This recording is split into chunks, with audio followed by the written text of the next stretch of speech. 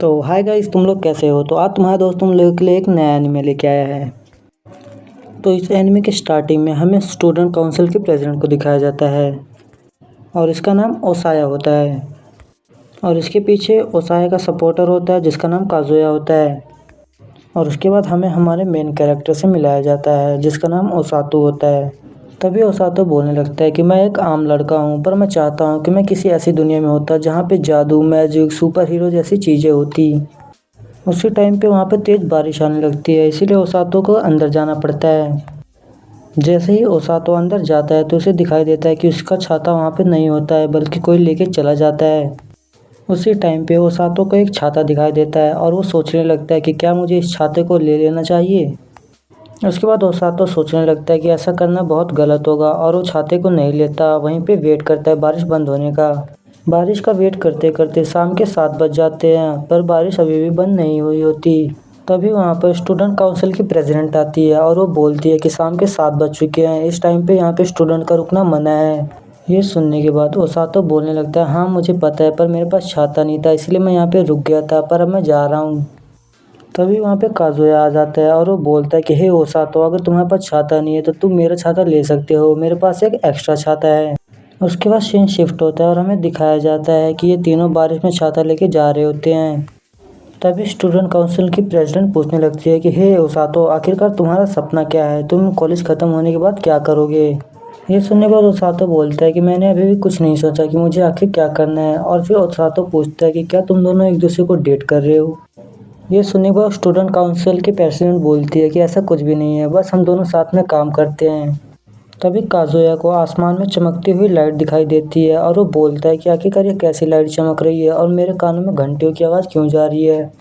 तभी student council के president को भी ये आवाज़ें आने लगती है और बोलती है, हाँ मुझे भी घंटियों की आवाज़ें आ रही हैं। उसके बाद काजुया ओसातो से पूछने लगता है कि क्या तुम्हें भी घंटियों की आवाज़ आ रही है। ये सुनने के बाद ओसातो बोलने लगता है, नहीं मुझे तो कोई भी घंटी की आवाज़ नहीं सुनाई दे रही। उसी टाइम पे उनके पैरों से रोशनी चमकने लगती है और वहाँ पे पीले रंग की बहुत ज़्यादा लाइटनिंग से चमक रही होती है, जिसे देख के स्टूडेंट काउंसिल की प्रेसिडेंट बोलती है, आखिरकार मेरा भी सपना सच होगा, मैं हमेशा से ही दूसरी दुनिया में जाना चाहती थी जहाँ पे जादू मैजिक हो। उसके बाद हमें दिखाया जाता है कि ओसातो बेहोश पड़ा होता है। तभी उसे काजुया उठाता है और वो बोलता है कि उठ जाओ। जैसे ही ओसातो उठता है वो पूछने लगता है कि आखिरकार हम यहाँ पे क्या कर रहे हैं और ये कौन सी जगह है। तभी स्टूडेंट काउंसिल के प्रेसिडेंट बोलने लगते हैं कि मुझे लगता है ये दुनिया जरूर खतरे में होगी और इसे बचाने के लिए हमें यहाँ पे बुलाया होगा। दूसरी तरफ ओसातो सोच रहा था, अबे यार इस लड़की का दिमाग खराब है क्या, हम दूसरी दुनिया से इस दुनिया में आए हैं और इसे कोई फर्क ही नहीं पड़ रहा, बल्कि ये खुश हो रही है कि अब हमें लड़ने को मिलेगा।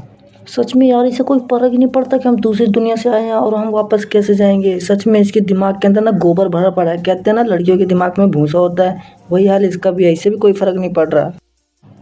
तभी किंग बोलता है कि मुझे माफ़ कीजिए कि मैंने आप लोगों को दूसरी दुनिया से बुलाया है, पर मेरे पास कोई और चारा नहीं था, मेरा राज्य खतरे में है। और वो बोलता है कि मेरे राज्य पे डीमंस हमला करने आते रहते और 2 साल बाद डीमन किंग भी जाग जाएगा। तभी काजुया बोलने लगता है कि चुपचाप हमें वापस भेज दो, हमें तुम्हारी कोई मदद नहीं करनी, दूसरी दुनिया में हमारी भी फैमिली है, उन सबका क्या होगा। ये सुनने के बाद किंग बोलने लगता है कि मैं चाहकर भी ऐसा नहीं कर सकता, हम किसी को अपनी दुनिया में बुला तो सकते हैं लेकिन उसे भेजा नहीं जा सकता। दूसरी तरफ स्टूडेंट काउंसिल के प्रेसिडेंट का तो ठिकाना ही नहीं रहा कि जैसे उसे पता चला कि अब हम वापस नहीं जा सकते, वो बहुत ज़्यादा खुश होने लगती है।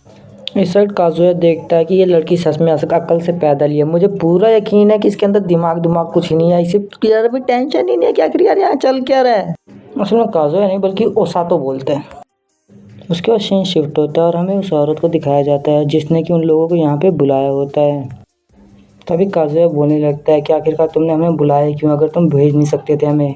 ये सुनने के बाद राजा के जितने भी सैनिक होते हैं वो सभी काजुया को चारों तरफ से घेर लेते हैं और उसे बंदी बनाने के लिए तैयार हो जाते हैं। तभी बीच में ओसातो आता है और उसे बोलने लगता है कि काजुया तुम्हारा बहुत बहुत शुक्रिया हमारी तरफ से बोलने के लिए, लेकिन इन सब का कोई भी फ़ायदा नहीं है, हम वापस नहीं जा सकते। उसके बाद सीन शिफ्ट होता है और हमें दिखाया जाता है कि किंग ने अपने घुटने टेक दिए होते हैं और वो बोलता है कि चाहे कुछ भी हो जाए मैं आप लोगों को आपकी दुनिया में भेज के रहूँगा, पर प्लीज़ इस टाइम पर हमारी मदद कर दीजिए। किंग के साथ उसकी सारी प्रजा ने भी घुटने टेक दिए थे।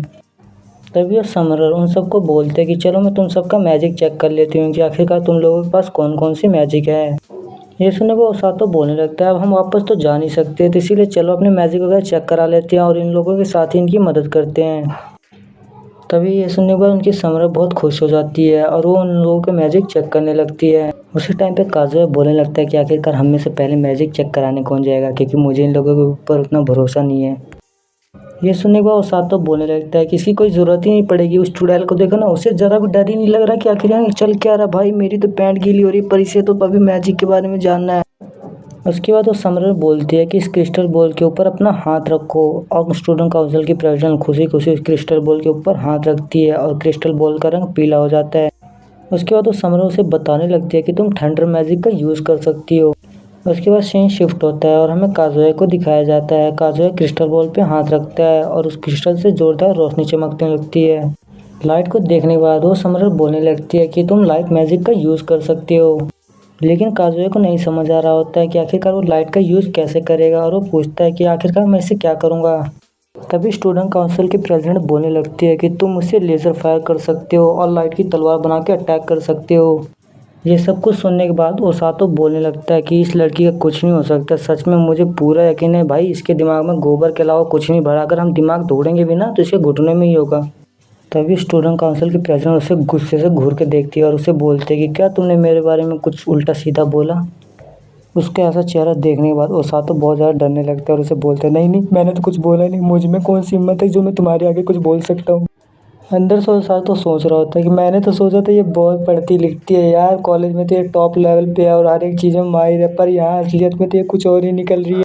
ये तो वही बात होगी, जो जैसा दिखता है वैसा बिल्कुल भी नहीं होता। भगवान आखिर आप क्या चाहते हो यार मेरे से। उसके बाद सीन शिफ्ट होता है और हमें दिखाया जाता है कि अब ओसातो की बारी होती है और वो क्रिस्टल पे हाथ रखने के लिए जाता है। दूसरी तरफ स्टूडेंट काउंसिल की प्रेसिडेंट बहुत ज़्यादा एक्साइटेड होने लगती है और सोचती है कि आखिरकार ओसातो के पास कैसी पावर होंगी, आखिरकार वो क्या कर सकती है। जैसे ही ओसातो उस क्रिस्टल को छूता है उसका रंग हरा हो जाता है और उसे देखने पर ओसातो बोलता है कि चलो कम से कम मेरे पास मैजिक तो यूज़ करने की ताकत है। यार असल में ओसातो ना इस दुनिया में गलती से आया, बल्कि सिर्फ उन दोनों को बुलाया जा रहा था, बल्कि ओसातो उनके साथ था इसलिए वो गलती से आ गए। उस ग्रीन कलर को देखने के बाद ओसातो के दोस्त भी खुश होने लगते हैं कि आखिरकार ओसातो भी मैजिक कर सकता है।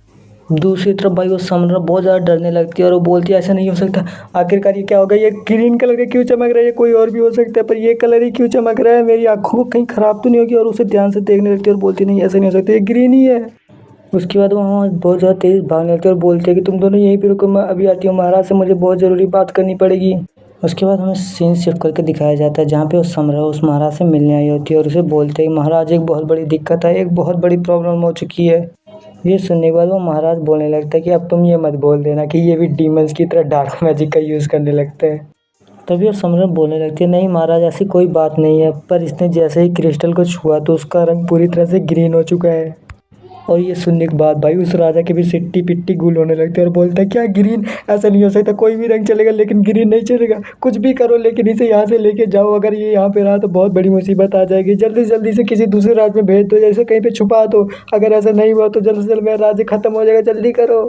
ग्रीन रंग सुनने के बाद वहाँ पे जितने भी सैनिक होते हैं वो सभी परेशान होने लगते हैं और सब बात करने लगते हैं क्या इसका रंग ग्रीन आया है। दूसरी तरफ ओसातो को कुछ भी नहीं समझ आ रहा होता कि आखिरकार उसे उसकी पावर के बारे में क्यों नहीं बताया जा रहा है और सब लोग इस तरह क्यों बर्ताव कर रहे हैं। और सीन शिफ्ट होता है और अभी राजा का चेहरा दिखाया जाता है जिससे उसे वहाँ पे पसीने आ रहे होते हैं और बोल रहा था कुछ भी करके ये खबर राज्य के बाहर बिल्कुल भी नहीं जानी चाहिए कि इसका रंग ग्रीन आया है। उसके बाद सीन शिफ्ट होता है और हमें एक लड़की को दिखाया जाता है जो कि महल के अंदर आ रही थी। उसे देखने के बाद वहाँ के जितने भी सैनिक होते हैं भाई वो सब बहुत ज़्यादा डरने लगते हैं और बोलते हैं आखिरकार ये कहाँ से आ गई, अब तो और भी मुसीबत बढ़ेगी, कुछ भी करो यार पर इन लोगों को जल्द से जल्द यहाँ लेके जाओ वरना ये हमें भी नहीं छोड़ेगी। और ये एपिसोड हमारा यहीं पे एंड होता है। वीडियो अच्छी लगे तो वीडियो को लाइक कर दो, चैनल पर नए हो तो चैनल को भी सब्सक्राइब कर लो।